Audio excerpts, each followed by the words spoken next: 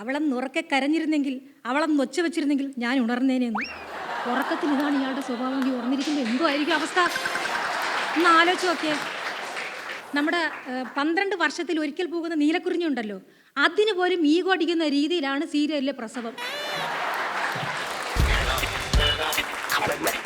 Number 18 hotel anybody can stand up നിങ്ങൾക്കായി അവതരിപ്പിക്കുന്നത് number 18 hotel fort Kochi, Kerala. Hi, hello, നമസ്കാരം. എൻ്റെ പേര് സജീന, ഫ്രം കൊല്ലം. എൻ്റെ വാപ്പാക്കും ഉമ്മാക്കും ഞങ്ങൾ 4 മക്കളാണ്, 3 പെണ്ണും ഒരാണും. അതിൽ മൂത്തത് ഞാനാണ് കേട്ടോ. വലിയ ആർഭാടമൊന്നും ഇല്ലെങ്കിലും ഉള്ളത് കൊണ്ട് ഓണം പോലെ കഴിയുന്ന ഒരു കൊച്ചു കുടുംബം. ഞങ്ങളുടെ കുടുംബപരമായിട്ട് ഞങ്ങൾക്ക് കിട്ടിയൊരു സ്വത്തുണ്ട്. എന്താണെന്നറിയോ? പേടി. ഒരു വെള്ള കടലാസിനകത്ത് ഒരു വട്ടം വരച്ച് അതിന് 2 കണ്ണും കൊടുത്ത് യക്ഷി എന്നൊന്ന് എഴുതി കാണിച്ചാൽ മതി, അപ്പോഴേ ബോധം കെട്ട് നിലത്ത് വീഴും. എന്തിനാ? രാത്രി കിടക്കുമ്പോഴേ തിരിയോ പിരിയോ ചെയ്യുമ്പം കൊലുസിൻ്റെ സൗണ്ട് കേട്ട് സ്വയം പേടിക്കാതിരിക്കാൻ വേണ്ടി ആ മുത്തെല്ലാം കൂടെ ബാൻഡേജ് ഇട്ട് ചുറ്റി കെട്ടി വെച്ചിട്ട് കിടക്കുന്ന പാർട്ടികളാണ് ഞങ്ങൾ. ഞങ്ങളാ അടുത്ത വീട്ടിലെ അമ്മയ്ക്ക് കൂട്ടുകിടക്കാൻ പോകുന്നത്. ഒരു ദിവസം പാതിരാത്രി ആയപ്പം അറിയാതെ ഞാനൊന്ന് കണ്ണു തുറന്നു. ഈ അമ്മ കിടക്കുന്നിടത്തോട്ട് നോക്കിയപ്പോഴാണ് ഒരാൾരൂപം എണീറ്റിരിക്കുന്നു, അതും മുടി പിരിച്ചിട്ടിട്ട്. തുമ്പത്താണെങ്കിലാ ഒരു ചെറിയ തീകോളം ഇങ്ങനെ കത്തി ജ്വലിച്ച് നിൽക്കുന്നു. എനിക്കാണെങ്കിലാ സർവ്വനാടീ നരമ്പുകളും തളർന്നുപോയി. അടുത്ത് കിടക്കുന്നവരെ വിളിക്കാൻ എനിക്ക് പേടി. എന്തിന്? കയ്യൊന്ന് എത്തിയാലേ മണ്ണെണ്ണ വിളക്കും തീപ്പെട്ടി ഇരിപ്പുണ്ട്, അതെടുത്തൊന്ന് കത്തിക്കാവുന്നേ ഉള്ളൂ. എങ്കിലും ഇത് കണ്ടുപോയില്ലേ, സംഗതി എന്താണെന്നറിയണമല്ലോ. ഞാൻ ആ മണ്ണെണ്ണ വിളക്കെടുത്തോളം ഒറ്റ ഏറി കൊണ്ടതും അയ്യോന്നൊരു വിളി. ആ വിളി ആ അമ്മയുടെ തന്നെ ആയിരുന്നു. കാര്യം എന്തുവാ? പച്ച പാതിരാത്രിക്ക് ആ പരട്ടക്കിളവി എഴുതിയിരുന്ന് ബീഡി വലിക്കുന്നു. ഇവർക്ക് ഈ സ്വഭാവം ഉണ്ടെന്ന് ഞങ്ങൾക്കറിയാവോ? ഇല്ല, നിർത്തി. അതോടുകൂടി ആ വീട്ടിലെ കൂട്ടുകിടപ്പ് ഞങ്ങളൊക്കെ നിർത്തി. പേടിച്ച് ചാവാൻ ആരെക്കൊണ്ടാവും? അതേപോലെ കുട്ടിക്കാലത്ത് കരുതിയിരുന്നതേ സിനിമ തന്നെയാണ് ജീവിതം എന്നാണ്. വളർന്നപ്പോഴാണ് മനസ്സിലായി ഇത് മൊത്തം പറ്റീരാണെന്ന്.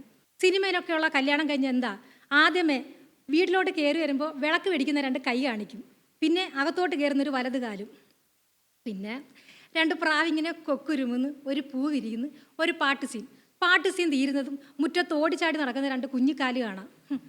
എൻ്റെയൊക്കെ കല്യാണം കഴിഞ്ഞിട്ട് 4 വർഷം കണ്ട ആശുപത്രി തോറും കയറിയിറങ്ങി നടന്നിട്ട് ഒരു കുഞ്ഞുണ്ടായിരുന്നു. അതുപോലെ സിനിമയിലുള്ള നായകനും നായികയും എന്ത് തോന്നിയാസം കാണിച്ചാലും 2 കൈ നീട്ടി സ്വീകരിക്കും. പഞ്ചാബി ഹൗസ് കണ്ടോ എല്ലാവരും? പഞ്ചാബി ഹൗസിലെ ദിലീപ് ആ നാട്ടിലുള്ളവരെയും ആ വീട്ടിലുള്ളവരെയും മൊത്തം പറഞ്ഞു പറ്റിച്ച് സ്വന്തം മുറപ്പെണ്ണിനെ കെട്ടാന്നും പറഞ്ഞ് അവളെയും പറഞ്ഞ് പറ്റിച്ച് നേരെ പഞ്ചാബിയിലോട്ട് പോയി. അവിടെ ചെന്ന് ഊമയാണെന്നും പറഞ്ഞ് അവിടെ ഉള്ളവരെ മുഴുവൻ അടിപടലം പറ്റിച്ചിട്ട് പട്ടി മൂന്ന് നടക്ക് നിന്ന് പറയുക, കൈവൾ മാഷിൻ്റെ മോൻ എല്ലാം പഠിച്ചു, ആരെയും പറ്റിക്കാൻ മാത്രം പഠിച്ചില്ലെന്ന്. ഇനി ഇത് പറഞ്ഞു തരുന്നത് മൂക്ക് ചീറ്റി നടക്കൊരു സൗണ്ട്. നോക്കിയപ്പോൾ എന്താ, ഞങ്ങളെ ഉമ്മമ്മ ഇരുന്ന് കരയുന്നു, പാവം കൊച്ചനെന്ന്. ഈ പറട്ട കിളവിക്ക് 2 വർഷത്തിന് മുമ്പ് പെൻഷൻ കിട്ടിയ വകയിൽ ഒരു 200 രൂപ ഞാൻ എടുത്തതിന് എന്നെ ഇപ്പോഴും വിളിക്കുന്ന പെരുങ്കള്ളിന്നാണ്.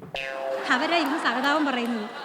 അതുപോലെ ദേവാസുരൻ സിനിമയിൽ ഫാമ പാതിരാത്രി അച്ഛൻ്റെ അടുത്തും അനിയത്തിയുടെ അടുത്തും വഴക്കിട്ട് നേരെ ഏറ്റവും വലിയ താന്തോന്നിയാ നീലകണ്ഠൻ വീട്ടിലോട്ട് കയറി ചെല്ലുന്നു.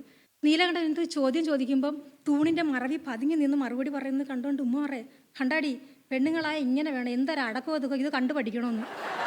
നമ്മളങ്ങനെ ഇറങ്ങിപ്പോയി നോക്കേ, അവളെ അച്ഛനെയും കളഞ്ഞ് സ്വന്തം അനിയത്തിയുടെ ഭാവി പോലും തേക്കാതെ കണ്ട താന്തോന്നിയുടെ കൂടെ ഇറങ്ങിപ്പോയിരിക്കുന്നു എന്ന് ചീത്ത പറയും. അതാണ് അതിൻ്റെ രണ്ടിൻ്റെയും ഡിഫറൻറ്റ്. ഇപ്പോൾ സിനിമയിലൊക്കെ ആണെന്നുണ്ടെങ്കിൽ ഒരു പാട്ട് സീൻ മതി ഒരു പ്രസവം നടക്കാൻ, പക്ഷെ സീരിയലിലോ അത് വർഷങ്ങളോളം നീളും. നമ്മുടെ 12 വർഷത്തിൽ ഒരിക്കൽ പോകുന്ന നീലക്കുറിഞ്ഞുണ്ടല്ലോ, അതിന് പോലും ഈഗോ അടിക്കുന്ന രീതിയിലാണ് സീരിയലിലെ പ്രസവം. പിന്നെ വേറെന്താന്ന് വെച്ചാൽ ബന്ധനങ്ങളും എല്ലാവർക്കും അറിയാം, പക്ഷെ കൊന്നു കളഞ്ഞാലും അച്ഛനാരാണെന്ന് പറയത്തില്ല. ഇപ്പം നമ്മളെ നിത്യജീവിതത്തിൽ നമുക്കൊരു അടി കെട്ടിയാൽ ടിഷ് തീർന്നു. സീരിയലിലാണെങ്കിൽ ടിഷും ടിഷും ടിഷും ടിഷും ടിഷും ഇങ്ങനെ പോകും. 12 എപ്പിസോഡോടും ആ ഒരൊറ്റ അടി.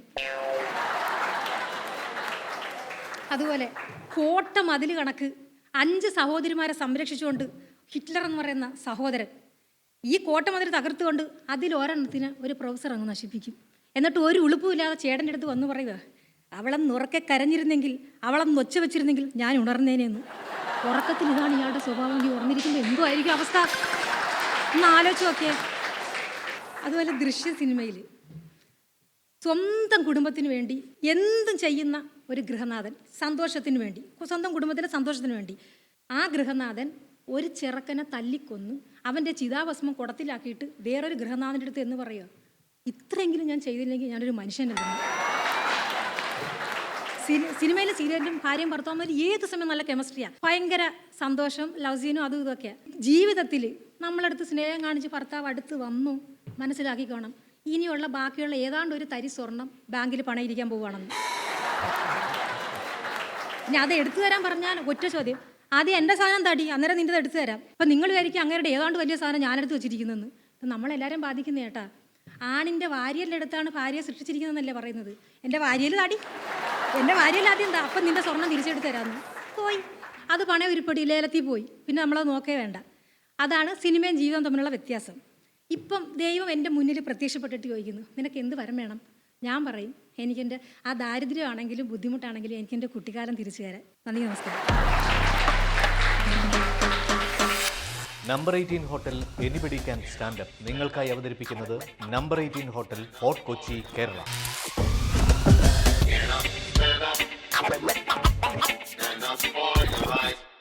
കൂടുതൽ വാർത്തകളും വിശേഷങ്ങളും നിങ്ങളിലേക്കെത്താൻ ABC TV സബ്സ്ക്രൈബ് ചെയ്യുക, ബെൽ ബട്ടൺ അമർത്തുക.